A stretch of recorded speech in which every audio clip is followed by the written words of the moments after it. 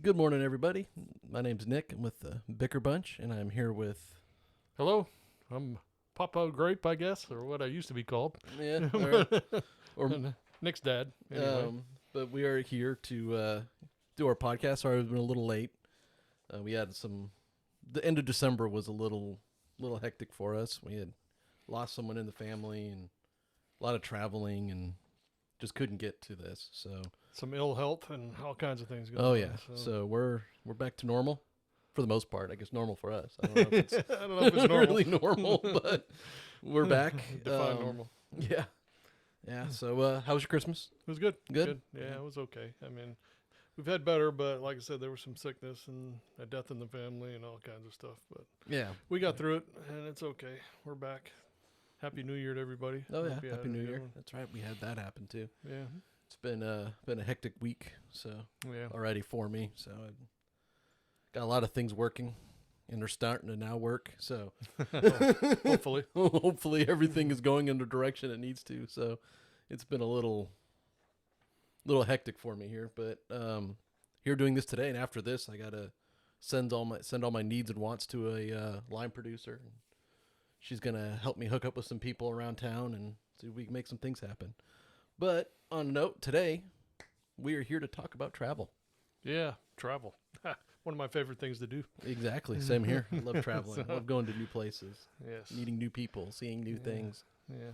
And I'm not talking like going next door traveling. I'm No. talking about like overseas or another country in general. You know, Yeah. I love And I it. think more of this, I don't know where it's going to go. We'll see. But I think we're aiming towards not necessarily travel. You should go here, you should go there, but travel and how it has impacted our lives, Mhm. I think is important. You know, travel, I think, is important. Oh, very much. I have a quote if you want me to read a quote. Yeah, go for it. It says, "The world is a book, and those who don't travel have read only one page." St. Augustine actually said that. And I agree. Yeah, 100%. And, yeah, You know, you it's got to open that book and go places and do things, and it doesn't have to be, go to the southern hemisphere or something, go to Australia or something. I mean, you can. I think you can travel economically around the world these days if you plan it. Yeah, I mean, if you take a coach ticket to Europe, it's really not that bad. You know, in the grand scheme. Actually, when we had to do some emergency travel just after Christmas, I could have gone to Europe cheaper than I went to Connecticut. So Yeah, so my point exactly. There's that. I get that. Yeah, But it is what it is. yeah, So. yeah. And it isn't always very good when the inside the country traveling's always been very expensive.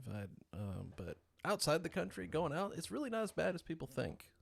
You know, yeah, you got hotels and stuff like that. That can get expensive, but you can Airbnb it. They have Airbnb in most European countries as well, so you can usually do that pretty cheap.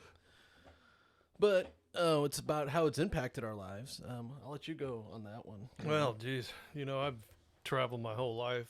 Some of it not because I necessarily wanted to, being in the military, but I've been around the world, and travel. It really opened my eyes up to our big, wonderful world and how beautiful it really is.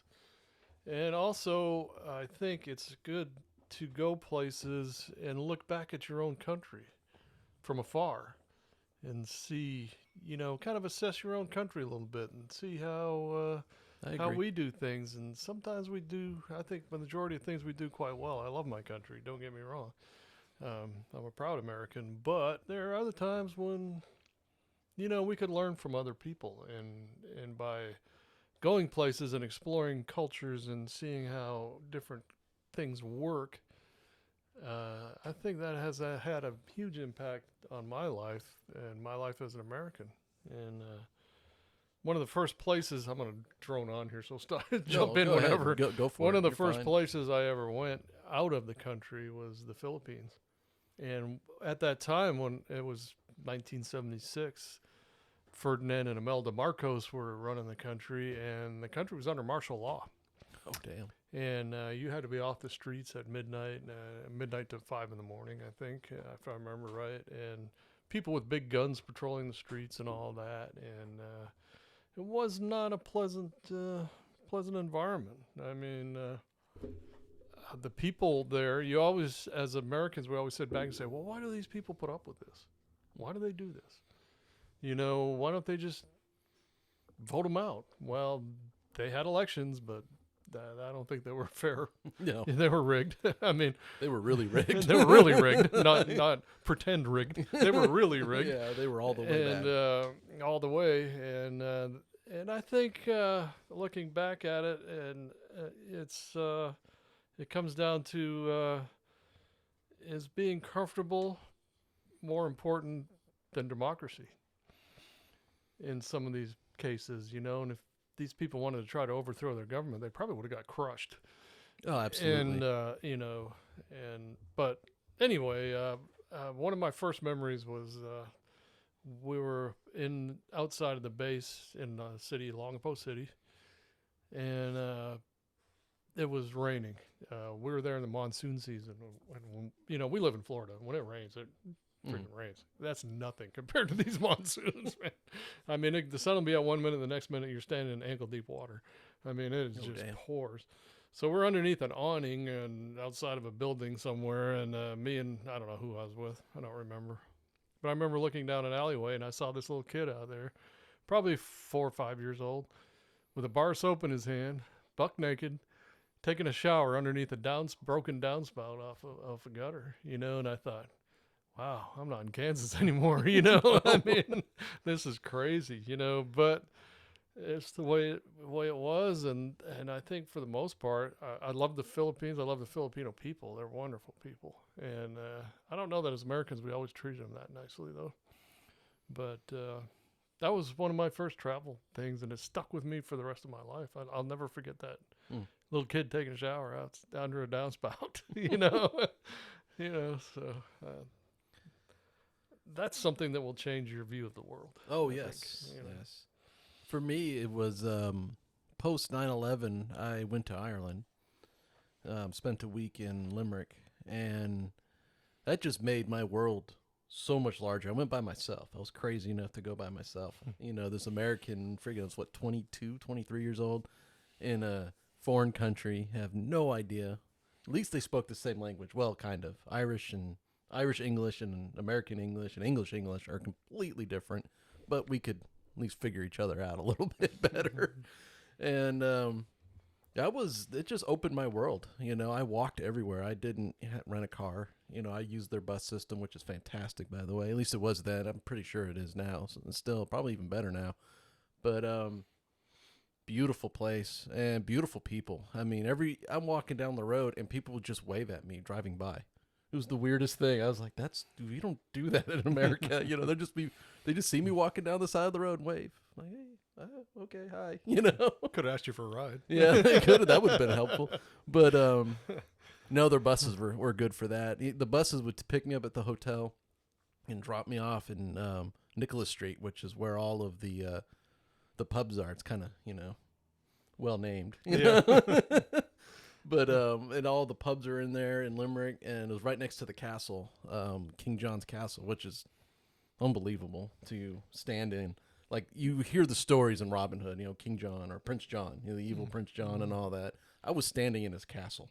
Yeah. That's kind of cool. That's kind of awesome. That's pretty awesome, and it is beautiful. I don't know how anybody lived in that stuff back then. I don't see how that as luxurious living, and by any means, but glad I didn't have to live in that kind of world. Exactly. But it's beautiful, and it's indescribably beautiful. And I sat in the oldest church in Ireland. I had a tour, a little tour guide. It was €2. I'll never forget it.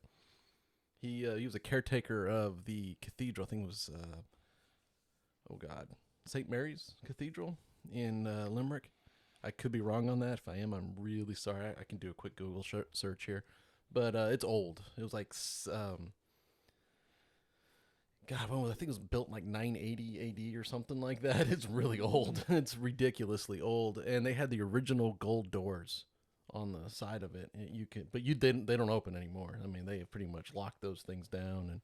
But they took me on a tour of this place and the cemetery there, and that was an amazing country. I'd love to go back. I really want to go back. It's one of the few places I've never been that I really want to go. I really do want to go back. And and you see such a different lifestyle. Like lunchtime, I went into a pub and I had soup because that was about the thing I liked the most there. They had great soups. Other food there's is kind of true. Some of it's a little bland to me, but they had great soups. So I would get a thing of soup and a Guinness. And in America, you don't drink at lunchtime because you're busy working.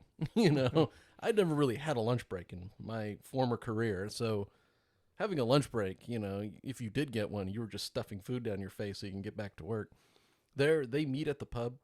They have a drink or two, sometimes three. They enjoy their lunch. They go to work, back to work. After work is done, they return to the pub, have a drink, 1, 2, or 3, go to dinner, and come back and have another drink. And it is such a different world to be in. It is so uniquely European in that aspect that they just don't care about that stuff. We're here, we just, oh my God, you had a beer at lunch? What the hell's wrong with you? You're an alcoholic. Yeah. You know, it's just a part of life. You know, there's kids in these pubs running around, playing with each other. There's parents having a couple beers or whiskeys, a lot of whiskey over there, you know, and it's just so different. It's so hard to explain to someone who's never been there. They think of that as, oh, they're just lazy. No, they're not. They work. They do everything. They just have, I think, a little bit better life balance than us. That's when I realized America has a really screwed up sense of life and balance. Yeah. We are a workaholic society. You know, the first time I went to Europe, I was in Italy and France, both. A couple of stops in Italy, both of them are in Naples, and we went to Cannes, France, and you know, they closed everything at lunchtime. I mean, you know, you can't even in France. It's not so much now. Some of the cafes remain open, I think. But at lunchtime in France, stuff closes. And, I mean, people go take a couple hours, go have their lunch, go do their thing, relax, whatever, and they go back to work, you know, and things open up. I remember a friend of mine and I wanted to go for lunch, we wanted to grab a pizza. And we had this favorite pizza spot there in Cannes that we found. And we went in there and sat down, and the owner just came up and said, go away. You know, it's lunchtime. We're closed. Come back at 2, you know, and I thought that was the oddest thing. But, you know, I think they got it right, you know. I do too. I mean, they eat dinner much later than we do. I mean, when Matt and I were over there last summer, you know, we'd hit the restaurants at 7 for dinner. Mm-hmm. And they were just opening. You know, we were the early birds. And when we got done eating and we would leave, that's when the whole place was coming to life. You know, wow. And the streets were all full again, and people were out, but yeah, they don't eat dinner until 8, 9 o'clock sometimes. You know, of course, it doesn't get dark till friggin' midnight, but you know, that was another thing. But yeah, it's a whole different lifestyle, and I enjoy it. I think it's better. Yeah, I really it's, do. The pace is more of my kind of pace. Yeah. You know, and I do work hard. I mean, I know I'm working on a very large project, so I'm working every day on it and working hard on it. But, you know, you need time to yourself. I need time to unwind. I need time to play a video game. You know, like the other day, I was stressing out because I couldn't get anybody to reach out to me, you know, for my project, and getting frustrated. So to clear my head, I just played a Madden football game, you know, just to clear my head, because I can play that game without thinking. I can play that game probably with my eyes closed and still win 41-0, you know. But you know, we've destroyed the sense in this country. You know, people would look at it and say, "Oh, you're lazy." Well, I just wrote a 147-page script. You know, I'm not really that lazy, you know, and then I rewrote it 3 times to make sure it was right. That's not lazy. That's a lot of work. You know, you need to, yeah, I'm not making money like you are right now, but I will eventually, hopefully. That's the hope, you know. So it's, but, you know, and then I'll stop in the afternoon, like, okay, I'm done. I'm not working on that. I'll go eat, you know, mingle with you guys, or go to, you know, John's house or whatever, mingle with friends. Come home, and a lot of times I'm up writing till about 1 or 2 in the evening, you know, but you gotta, we don't balance ourselves very well here. And it's something that's always bugged me. Yeah, we work all the time. I remember working, I hardly ever took a lunch break. Yeah, I never did. In my post-Navy working career, I never I'd eat at my desk. Mm-hmm. You know, just work. Yep. And I would put in- sometimes take work home. Yeah. You know, but yeah, it's different. It's a different world. And It is. it's really a lot of fun to go explore it. I Oh, think it is. some of the most fun times I've had is when we were really out of our comfort zone. Yeah. You know, you get out of your comfort zone. Like I keep going back to that really botched France trip that we did. Yeah. The thing was all screwed up, but it was one of the best times of my life. Oh, I had a great Because time. your mom and I got there. You guys weren't there. You had all the tickets. You had the train tickets. You We had had the everything, hotel. You yeah. the Airbnb stuff. You Yeah. had everything. We had nothing. And so we were, you know, in France. You know, your mom understands most of the language. I don't.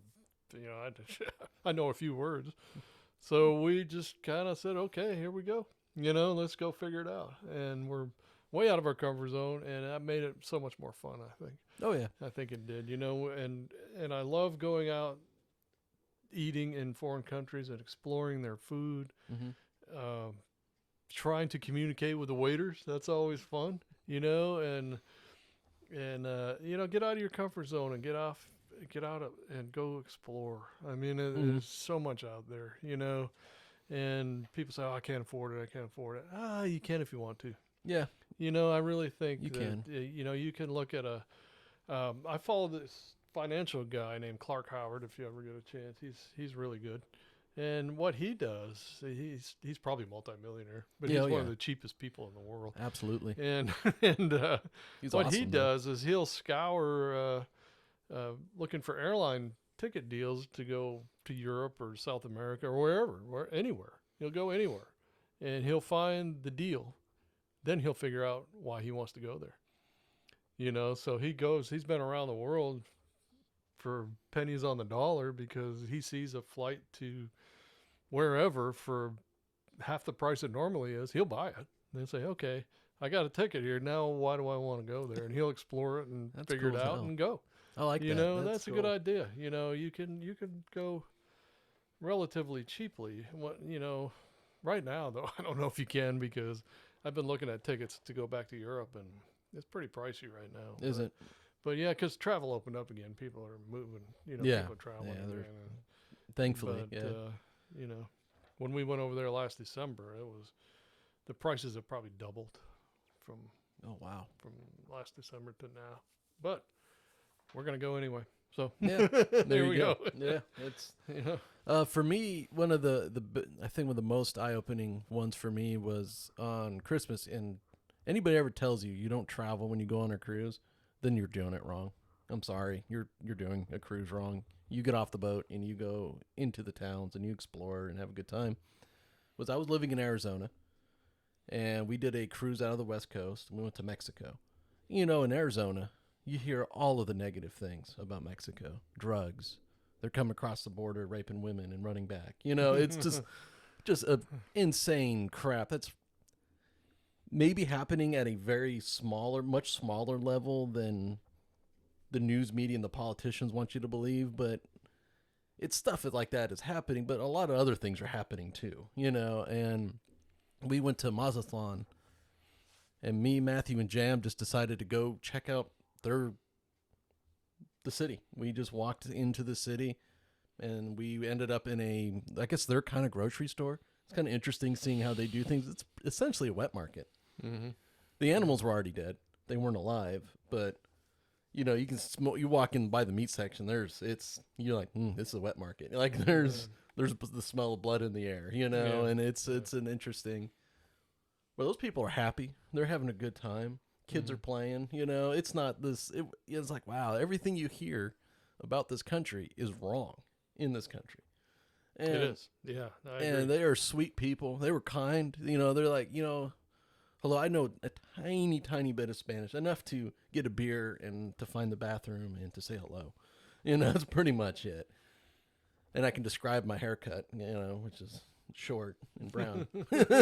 Short brown hair. So, but it was such an eye-opening experience. It really just changed how I thought of what everything's going on down there, you know. And it's not, you know, a lot of these people are making those travels from like Ecuador and stuff like that to coming up to us, and that's where a lot of these people are from. But they're human beings, and they're great people, and their country is beautiful. That's a beautiful country. Mazatlan is that gorgeous. west coast of Mexico Oh is my absolutely God, that's beautiful. one of the most beautiful places I've ever seen in my life. And the people were very nice, and I enjoyed our time there. Oh, You yeah, know, it was absolutely. fun. We had. I'd like to go back. Yes. Actually, Yes. you know, one thing about these refugees Mhm. coming up, the refugees aren't our enemy. No. It's the people that cause them to be refugees are our enemy. Yes. And you can't blame those people for trying to better themselves. So that's my Absolutely political not. statement. Yeah. I told you we wouldn't get political on this But podcast. occasionally, But it's- occasionally it's going to creep in. this is going to creep in, and, and this is one of those moments. It's going to and, creep you a know, little bit. Those people are not the enemy. No. They're just trying to get a better life. And as far as the Mexican people go, you're absolutely right. I love it. I love Mexico. I've been there many times. And been to border towns in Mexico. Oh, yeah. And it's not quite as crazy as everybody says it is. And our immigration problems are our immigration problems. And we don't have, you know, we're too busy fighting with each other to actually sit down and talk about it and fix it. Yeah. you Yeah. know, so, but it needs to be Absolutely. fixed. It does. It I agree. does. But, But, yeah. no, I but recommend Mexico. It's I had a beautiful. great time. Yeah, and Ted Cruz likes Cancun too. So there you go. I had to throw that in. Oh yeah, you have to because that is hilarious. But he So- went back too after this last storm too. Did I he? think. Yeah, I Oh, think yeah. so. Yeah. But I don't know, a knucklehead. But sorry. Sorry, I didn't mean to go off on that. That's tangent. funny though. Yeah. But you know, I love that place. I did. Yeah. I loved Mazatlan. Where else did we go? We went to two other big cities. I think we went to Cancun. didn't we? Cancun. Yeah, we did go to Um, Cancun. That's beautiful. Oh and, my god, that place is One beautiful. other place. It was actually the Love Boat cruise. If you remember that TV show. Yeah. It was all the same places the Love Boat went, Okay. and yeah, that's beautiful. Man, what a beautiful country. It is, and the beer Yeah. there is Yeah, beer's good. some of the Yeah. best I've ever had in the world. I Yeah. think Mexican beer is. And I'll never forget. And I should have bought this sign that said "You're on the fun side of the wall." I should have bought the damn thing, but That's true. Yeah. I have my issues with the walls. But Yeah. anyway, another quote that I found is, it's on this same line: "Is travel is fatal to prejudice, bigotry, and narrow-mindedness, and many of our people need it surely on those accounts." I agree. And Mark Twain said that. Mark Twain. He's Yeah. 100% correct. Yeah, travel is fatal to prejudice, bigotry, and narrow-mindedness. You know, you hear about all these places, and then you go there and you go, "What the hell's everybody talking Yeah, about?" that's well, You know, like with Mexico. With They me, don't yeah. hate us. We don't hate them. Yeah. What's the problem? Yeah. You know, what are we doing? You know, and so go to Mexico, people. Go check it out. It's a beautiful country and we're full of very nice people and beautiful people. Oh yeah, and it's. you know. I mean, you're not going to find a prettier place than Cancun. I mean, not really. Not for the price, anyway. 'Cause I don't think there's anything pretty. Natural beauty there is. Oh yeah, that Oh, place. my is God, it's fantastic. just- And I wish I could remember the ports that we went. Yeah, to. I know one was Cancun, Mazatlan. I can't remember the third one. Third one was Yeah. just as beautiful, you Mhm. know, and we had such a great time, and it was good. Another one for me that really was going to France in December. That really Yeah, that was a changed my fun trip. perspective on a lot of things because they are very close to us. Yeah, they're our first ally. Actually. Yes, they are. Truthfully. You know, as much shit as we talk about them here, and I don't know why. That doesn't make any sense. But they are our first ally. They are structurally and infrastructurally are very similar to us. Probably better. In a lot of ways, they are Their better. transportation system. Their is much transportation better. system kicks the crap out of ours. Their healthcare system is considered the best in the world for a lot of reasons. But one thing that changed me was how they treated people. Yes, compassion. So Compassion. that's always been a big deal for me, and it's something that we don't do very well here. No. We're a little bit crappy to our Yeah. homeless. We're a little Yeah. bit crappy to our people in need, and they're not. Yeah, I remember. I was going to bring this up. I don't know if you were going to bring it up first, but it was. Yeah, I think it might have been when we went back to Paris after Christmas, or it might have been. I think it was the night before we left Paris. Yeah, 'Cause- and it was yeah. cold. Real cold. It was below freezing. I Mhm. mean, it was really cold, and we were walking down the street going to find a place to eat. I think, or maybe we were going shopping. Yeah. I think we were going shopping, buy you guys clothes. Yeah, you because we lost all didn't have your any damn luggage. clothes. And and there's a homeless guy laying on the sidewalk with too small a blanket on, really. And this lady walking by, and his feet were sticking out from underneath the blanket. And she's walking by, and she goes over and covers up his feet. Yeah. You know, and then he woke up and said something to her, and they're having a conversation. And another thing I saw was before you guys got there, your mom and I were having coffee that morning, waiting for you guys to come meet us at the hotel. And we were across the street from a boulangerie, a bakery. And we're watching people go in and carry out their baguettes. You know, the whole French thing. You know, the whole stereotypical French thing. And this guy goes in and comes out with 2 baguettes. And he sees this guy on the side of the road, kind of a pauper, you know, a poor man, beggar probably. And he goes over and hands him a loaf of bread. You know, I mean, that was just... In Strasbourg, those were 2 moments that I thought, wow, these people really care about each other. Oh yeah, and in Strasbourg, we had they would give wine. You'd see these guys on the side of the road, and people would leave their half a bottles of wine with them. They would at least give them wine, you know, because everybody in France has to have wine and bread. I mean, that's the requirement to be a Frenchman. Yeah. Number 1, you gotta like wine and eat bread. So it's and they did, and it was really neat. And it, like I said, it really changed. That really kind of snapped me. You know, this the whole mentality we have. Well, go get a job and go do this and go do that. Well, you know, it inspired the script I wrote, and one of the lines in there is, if they were to walk into your business, would you hire them?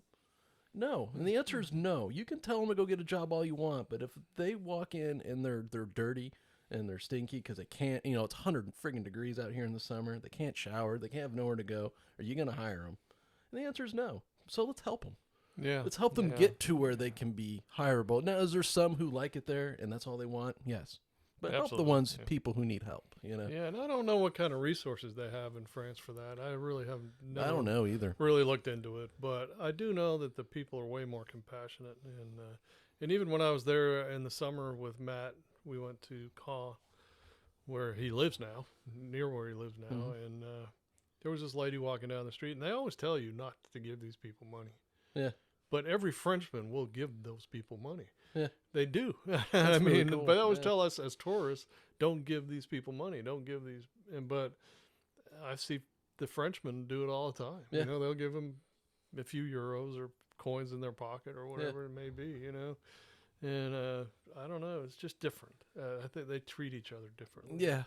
Yeah, well, it comes down to that thing, you know, here in America, you and I talk about all the time, I think at the dinner table constantly, is they're busy buying things to help their people with medical and help their people live better lives, where we're busy buying bullets. Yeah, we need and I know, again, political, but you can't talk about the world and not be a little bit political. Yeah. And we kind of have our priorities, I think, a little bit hosed up. I mean, I guess you can call me bleeding heart. I don't care. Yeah. But our priorities are a little hosed. I mean, why are we...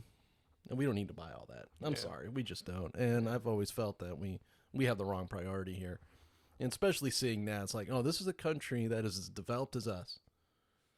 They are much happier here than we are. They seem to there. be. Yeah. The people seem to be a lot happier.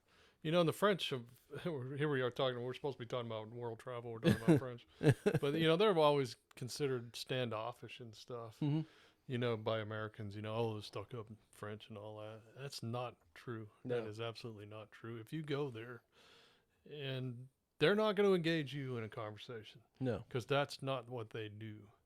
But if you ask a question and you do your best to communicate, and they will go out of their way to help you. Yes. I mean, they're wonderful people. Yes. And when you go to a restaurant, if you ever do go to France, the first thing you want to do is look that waiter in the eye and say, bonjour. Bonjour. If you don't do that, then you are considered rude.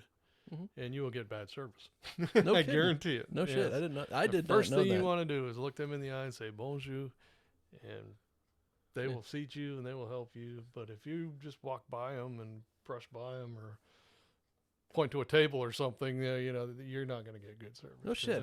I don't do that anyways, but yeah, I never knew that. That's very true. I didn't know people actually do that though. That's kind of weird. I do. What? Just point to a table? No.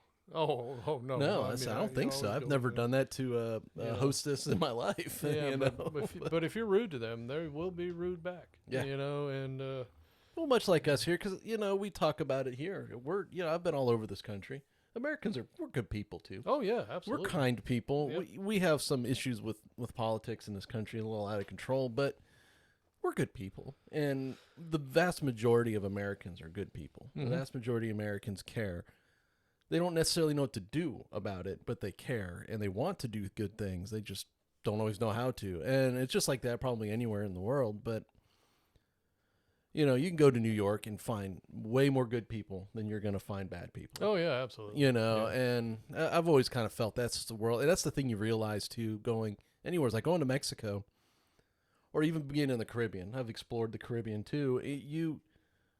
In St. Thomas, these people just want to live just like we do. You know, Yeah. they just want to go home to their families. They want to have a good Mhm. time. They want to have their stuff. That's all they want. They're good people that way. So, Yeah, I've been all over the world. I've been to some third world countries too, and it's the same thing. Those people just want to live. yeah. They just try to figure out how to do it. You know what I mean? And one of the saddest things I ever saw was in Rio de Janeiro. Went to Rio twice, within 6 months of each other. Oh, wow. Yeah, we did a world cruise, and Rio was one of the stops before we went up to the East Coast to Norfolk, and we had a great time. The place, it was just about 2 or 3 weeks before Mardi Gras. They call it Carnival, I think. And so there was a lot of tourists there. People were getting ready for this big Mardi Gras celebration. They do it right down there. I mean, it's huge. And it was fun. I mean, we really had a great time. We were there for 5 or 6 days. And then about 6 months later, we went back. Of course, it's the winter time down there, and it was summer here. The seasons are opposite. So it was fall, late fall, early winter when we went there, which was spring for us. And it was colder, darker. And for some reason, they had some rampant inflation going on in that 6 month time. And they had actually taken their money and put a stamp on it. And if you had that crucerios, I think was their dollar. And if you had the crucerios or cruzados, whatever they call them, with the stamp on it, it was worth half of what the denomination was. Holy crap. The step that money instantly is worth 50% of what it was, and rampant inflation. But the thing that really bothered me was they had these little kids out at all hours of the night, 1, 2, 3 in the morning, whatever, selling cigarettes, selling gum, selling whatever they could probably steal and resell to bring money home to eat. Yeah. There was people living in cardboard boxes. Wow. And again, you look at that and you think, we're not in Kansas anymore, Toto. I mean, and that was really, that's a point of view changing experience there as well. And in 6 months' time, how much of that place had changed. And it's all politics. It's all, the people just want to live. They just want to be left alone and be free, to do what they do. People do. And, but man, it was and the police are crooked. The whole thing, it's just a mess, and what a beautiful country. I mean, I did some tours that, it's such a beautiful country. We did nightlife tours. We did tours of the whole city, the whole area there. It was fantastic, the beauty of it. But man, those poor people, I feel so bad for them, and they're still in political turmoil there. They just had an election, and it was all hosed up. Yeah, and that's why politics are important, but they need to have their place. Yeah. And we as people need to start figuring, especially right now in America, our politics are running a little too rampant in our lives. I mean, we were just talking about last night. We're watching TV and there's another political ad. Like, really, we just had a vote. We really everybody just voted. So why are we doing this again? It just never stops here, and I think that's part of the problem. With in Matthew some living things. in France now, I read a lot of French news just to keep up with what's going on in his country. And I saw an article not long ago where the French are complaining because they vote too much. They vote once every 5 years. Yeah. I would sell my soul to vote for once every 5 years. I'd be more than happy to say, okay, you're going to vote only once and it's going to be every 5 Absolutely. years. I'm like, thank you, God. Yeah, absolutely. I'm with you there. I mean, we am. vote every 5 minutes. Well, it seems like it. Yeah. I mean, Jesus. Enough already. You know, how many Rock the Vote commercials do we have to have a year? You know, it's insane. And it's money, you know, and I know what the driving force is, and I get that, but it's a little bit insane, and I think it causes a lot of our issues towards each other in this country, and they're stupid issues. It's really dumb. Like, any of these people actually care about you? No. No. I don't care what side of the aisle you're on. They don't know who care you about are. you. They don't give a flying fornication who you are either. Yeah, you they know, just want to get elected and reelected. Yep. That's Their goal in life, and that's it.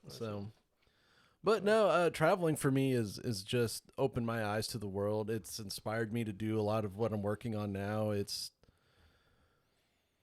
And traveling, It's you just know, made me and more we're open. talking about world travel, but you know, the first foreign country I went to was Canada. Yeah. And of course, growing up on the border of Canada, you didn't even think about it being a foreign country. You had to, you know, go through the border to get there, Mhm. but it was kind of a formality when we were younger. When I was younger, it was more of a, what are you going over there for? Well, we want to go have lunch at such and such restaurant. Oh, okay, go ahead. You know, you know, how long are you going to be here? Oh, just a day. Oh, okay. You know, it was real, you know, just the back and forth there. But some years later, this is 1979. So I had been stationed out on Whidbey Island, and we got sent back east to Pax River, Maryland. And we're in the middle of the gas crisis and all that stuff then. And so your mom and I thought, well, let's just drive through Canada. We're going to Maine anyway. You know, northern Maine sticks up into Canada sort of anyway. And so we thought, well, why not? So we crossed the border near Vancouver, you know, just east of Vancouver, and hooked up the Trans-Canada Highway and drove all the way across Canada. And, you know, when I was a kid, we used to kind of poke fun at Canadians and stuff, and you know, crazy Canucks and all that stuff. Yeah. You know, We how did it is. too. Growing up in Washington. Yeah. But after driving across their country, their beautiful country, I loved it. I fell in love with Canada. And Oh, it's beautiful. And if it wasn't so hard to move there, I might consider it. I mean, It wasn't so cold too. Yeah, it's cold you too. know. But what a beautiful country. And again, the people are so nice. Oh yeah. They're polite to a fault. Oh I yeah. mean, they really Like are. one of my favorite things in the movie Yoga Hosers, they shut down a store because they were rocking. You know, they were playing a song in the beginning of it, and they turned off the power. Like, oh no! And so they got the power restored to the building, and they opened the door, and they're, oh sorry. Everybody's like, sorry about that. You know, it's so funny. You know? Yeah, But it's kind of true in a lot of ways. My former boss in Arizona, he's a good friend of mine, and he's very Canadian and one of the nicest human beings you will ever meet, to a These fault. people are wonderful. You know, like, he's just a great human being, and he's just a good dude. You know, and he always does that. Oh, sorry, eh? You know, and then But like, you know, oh, you're man, talking well, that travel change in your view of the world. My view of Canada completely changed. Yeah. After driving from Western Canada, British Columbia, all the way to New Brunswick, and all through there, I saw the world's biggest nickel, you know, and things like that, you know. But it was a wonderful trip. I would do it again. That's one trip, or one road trip. I would absolutely do again. You know, I'm not much for road trips anymore, but that one would be interesting. That would to be do. a lot I mean, of I've fun been to do. across the United States several times, probably more than I would like to count. Yeah. And America is so vast and so big and so beautiful. It is. I mean, I know people in Arizona who've never left Glendale. Yeah. You know, and I'm like, how can you? And they'll look at me like, you're from Florida? Holy crap. Well, originally I'm from Washington State. What? And I was born in Maryland, but I grew up in, you know, and I've been around, and they're just looking at me like, wow. I said, the world's a big place. And it gets, when you start to travel it, you start to realize how big it is and how beautiful it is. And I love it. I could, you know, I've been here since May, and I'm already itching to try to go somewhere, you know, and I got a lot of stuff coming up, so I'm gonna be a little busy, but I can't wait to go somewhere again, Yeah. you know, and I can't wait to go see something new. And even if it's just going to Georgia, I mean, I don't know, it'd be just fun to nothing go wrong do. with that. You know, Georgia's beautiful. I mean, it is. During COVID, your mom and I took a trip up to Helen, Georgia, which is like the Bavarian village up there, and it's beautiful up there in the mountains, and it was great, fun trip. I would recommend that too. You know, I mean, there's so many places in America to go to. Oh you yeah, know, and your perspective of America even changes. You know, when you travel around America. You know, but I think it's better to leave it and look back at it and say, I do too. I do. There's things. There's other people who are successful as us. Mm-hmm. And do it a slightly different enough to where you're like, huh, that really works for them. Okay. You know, maybe we should do some of that. Maybe we should adapt these things, you know, because you can't keep, you know, pounding on the same things over and over and over again. You have to see how other people do it, learn from them, and be better yourself. If you want to be better than somebody, you have to be better than them, you know, and that's, I've always said, if you want to be better at this, then you have to be better at this. You know, you have to learn, you have to pay attention, you have to get better. And that's the only way you're going to do that is by traveling and seeing the world. Yeah, I highly recommend get out and go. Yeah, just go. And just have go. fun. I mean, there are ways to do it economically. I'm more at the age now where I'm more comfort than economics, so I tend to spend more money than I probably should traveling, but it's okay. I enjoy it. Nothing wrong with it. It's fun. It's good to get out. I don't like flying domestically though. Our airline system is so hosed. Man, I think it's a friggin' mess. Yeah. You know, and I don't. It's a little out of control. I don't know how to fix it. Well, I do know how to fix it, but yeah, you know, it's not going to happen. It's not going to happen because we put people in charge for the wrong reasons. Yes. You know, I think the security or safety over freedom. You know. Yeah, safety over freedom, and the guy that runs the FAA, I think, is an ex-airline executive. So, oh yeah, so he's not going to do anything. He care about? Yeah, he doesn't care about the traveler. Yeah, we can get into that I can go on that tangent for a long time.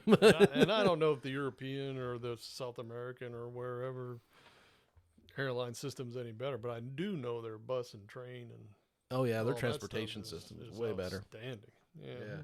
So, but we're such a big country; it's hard to. At times, it's hard to do that.